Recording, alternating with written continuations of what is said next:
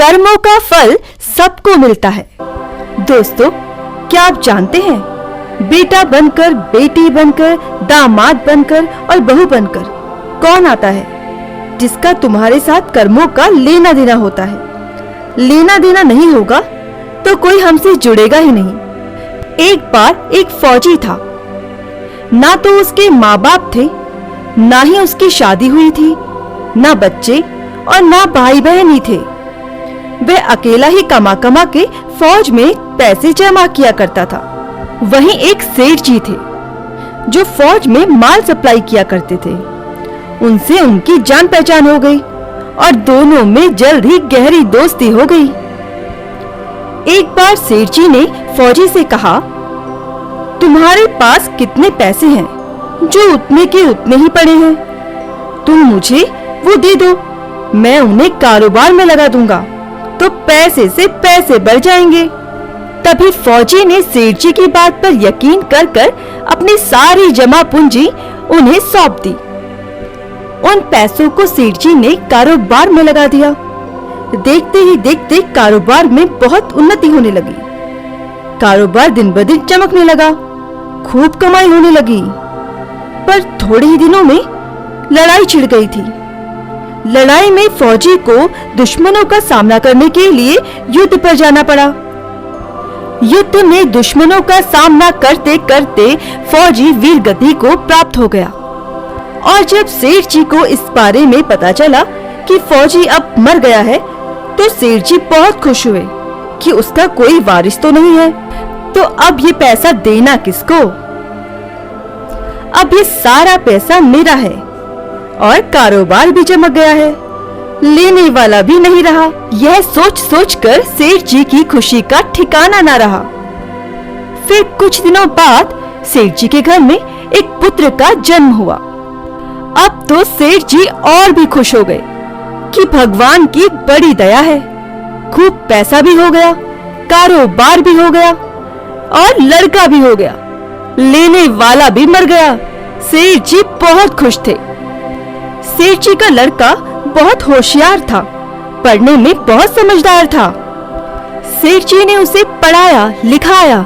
जब वह पढ़ लिख कर बड़ा हो गया तो सोचा कि अब यह कारोबार संभाल लेगा, चलो अब इसकी शादी कर दे। शादी करते ही घर में बहुरानी आ गई। सेठ जी ने सोचा, लड़के की शादी हो गई, अब कारोबार संभालेगा। लेकिन कुछ ही दिन के बाद लड़के की तबीयत खराब हो गई।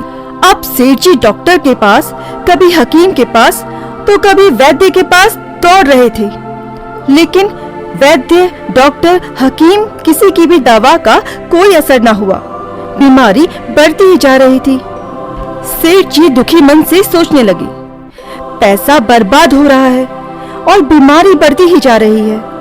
रोग है, कटने का नाम ही नहीं लेता, खूब पैसा लग रहा है। अब अंत में डॉक्टरों ने कह दिया कि यह लाइलाज बीमारी है, इसका कोई इलाज नहीं है, यह लड़का 2 दिन में मर जाएगा। डॉक्टरों के जवाब देने पर सेठ जी निराश होकर लड़के को रोते हुए वहां से ले जा रहे थे। तभी रास्ते में उन्हें एक आदमी मिला। उसने सेठ जी से पूछा, अरे सेठ जी, क्या हुआ? बहुत दुखी लग रहे हो। सेठ जी ने कहा, यह बच्चा जवान था, हमने सोचा बुढ़ापे में मदद करेगा, पर शादी करते ही यह बीमार हो गया। हमने इसके लिए खूब पैसा लगा दिया, जिसने जितना मांगा उतना दिया, लेकिन आज डॉक्टरों ने जवाब दे दिया, अब यह बचेगा नहीं। कहते हैं असाध्य रोग हो गया है, लाइलाज बीमारी है, अब ले जाओ घर, 2 दिन में मर जाएगा। आदमी ने कहा, अरे सेठ जी, तुम क्यों दिल छोटा कर रहे हो? मेरे पड़ोस में एक वैद्य जी हैं, उनकी 2 आने की पुड़िया खाकर मुर्दा भी उठकर खड़ा हो जाता है। तुम जल्दी से जाकर वैद्य जी से दवा ले आओ। इतना सुनते ही सेठ जी दौड़ कर गए और 2 आने की पुड़िया ले आए। पर ये क्या, पुड़िया खिलाते ही सेठ जी का लड़का उसी वक्त मर गया। अपने लड़के की मौत पर सेठ जी फूट फूट कर रो रहे थे। सेठानी भी रो रही थी और घर में बहू रानी और पूरा गांव भी रो रहा था। जवान लड़के की मौत पर पूरा गांव शोक में था। तभी वहां एक महात्मा आए। उन्होंने पूछा, भाई क्यों रो रहे हो? लोग बोले, इस सेठ का एक ही जवान लड़का था, वह भी आज मर गया, इसीलिए सभी लोग यहाँ रो रहे हैं। महात्मा ने सेठ जी से कहा, तुम क्यों रो रहे हो? सेठ जी ने रोते रोते कहा, जिसका जवान बेटा मर जाए वह रोएगा नहीं तो क्या करेगा महात्मा? फिर महात्मा ने सेठ जी को वह दिन याद करने को कहा जिस दिन उसे खूब पैसा मिला था, जिससे उसने अपना कारोबार शुरू किया था। उस दिन तो उसे बहुत खुशी हुई थी ना।